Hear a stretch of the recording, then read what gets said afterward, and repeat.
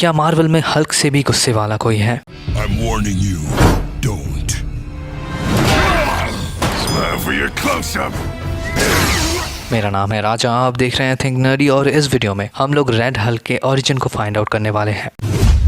Comic book में किसी एक फेमस कैरेक्टर के बहुत सारे वर्जन्स को बनाया जाता है, जैसे कि आयरन मैन का वेरिएंट है सुपीरियर आयरन मैन, स्पाइडरमैन का एक दूसरा वेरिएंट है माइल्स मोरालेस। सिमिलरली हल्क का एक वेरिएंट है रेड हल्क। हल्क का ओरिजिन स्टोरी बेस्ड है 1962 द इनक्रेडिबल हल्क वॉल्यूम 1 से, और यही स्टोरी कंटिन्यू होता है हल्क इशू 22 और 23 में भी। हल्क ने अब तक बहुत सारे ओपोनेंट्स के साथ फाइट किया है, लेकिन उन सब में रेड हल्क एक अलग ही लेवल का थ्रेट है। आफ्टर ऑल ये दोनों ही सेम प्रोसेस से हल्क बनते हैं। पहले ये ह्यूमंस होते हैं और फिर ट्रांसफॉर्म होकर गैमा रेडिएशन इन्हें हल्क बनाता है, जिससे इन्हें मिलता है एक इमॉर्टल मॉन्स्टर की जैसे अनलिमिटेड स्ट्रेंथ। लेकिन ये रेड हल्क कौन है और वो किस तरीके से रेड हल्क बनता है? तो रेड हल्क का स्टोरी ब्रूस बैनर की स्टोरी से ही कनेक्टेड है। एक गैमा रेडिएशन फील्ड से जब ब्रूस बैनर एक लड़की को रेस्क्यू करता है, तब वो एक्सीडेंटली उस गैमा रे के कांटेक्ट में आ जाता है। फिर ये ट्रांसफॉर्म होकर बनता है ये मसल बाउंड बेहीमथ हल्क। लेकिन हल्क में ट्रांसफॉर्म होने के बाद उसे बहुत सारी चीजों से डील करना पड़ता है, जैसे कि एंगर और खुद पर कंट्रोल।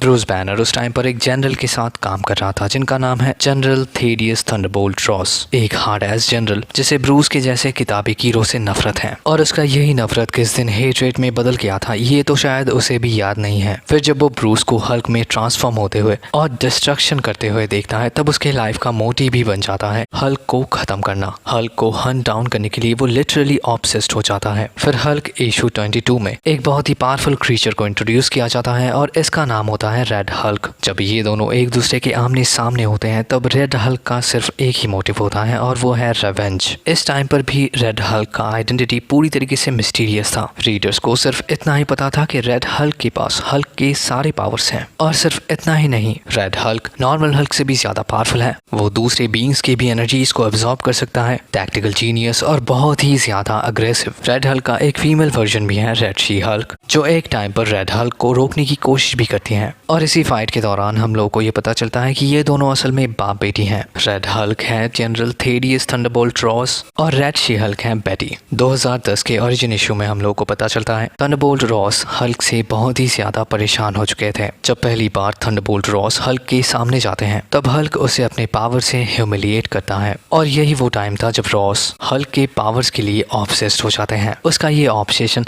और हेटरेट जनरल रॉस को एक दूसरे सुपर विलन मोडॉक के करीब लाता है, क्योंकि अभी जनरल को चाहिए था पावर जिससे वो हल्क को डिफीट कर सके। और जनरल रॉस और भी ज्यादा पागल हो जाते हैं जब उन्हें पता चलता है कि उनकी डॉटर बेटी के साथ ब्रूस रिलेशन में है, जिसके बाद वो मोडॉक और लीडर के साथ टाई अप करते हैं, और फिर वो जनरल रॉस को रेड हल्क में ट्रांसफॉर्म करते हैं। अभी विलन तो विलन ही होता है, तो द लीडर जनरल रॉस को अंधेरे में रखकर बेटी को रेड शी हल्क में ट्रांसफॉर्म करता है। जनरल रॉस का रेड हल्क एक बहुत ही पावरफुल बीइंग है, और वो दुनिया को भी वैसा ही बनाना चाहता है जैसा वो दुनिया को देखता है। तो ऑब्वियसली ऐसे टाइम पर रियल हल्क का अपीयरेंस होता है, और फिर वो जैसे तैसे रेड हल्क को हराता है। रेड हल्क एक बहुत ही इंटरेस्टिंग कैरेक्टर है, क्योंकि वो एक ग्रे शेड में रहता है, कभी अच्छा तो कभी बुरा। पर एक बात तो कॉमन है कि रेड हल्क जब भी अपीयर होता है, तब डिस्ट्रक्शन होना कॉमन है। तो यही है रेड हल्क का स्टोरी। पता नहीं फिल्म में इस कैरेक्टर को किस तरीके से इंट्रोड्यूस किया जाएगा, लेकिन फिर भी इस वीडियो से एक छोटा मोटा अंदाजा तो लग ही चुका होगा। तो मिलते हैं आपसे अगली वीडियो में। Till then take care and peace out.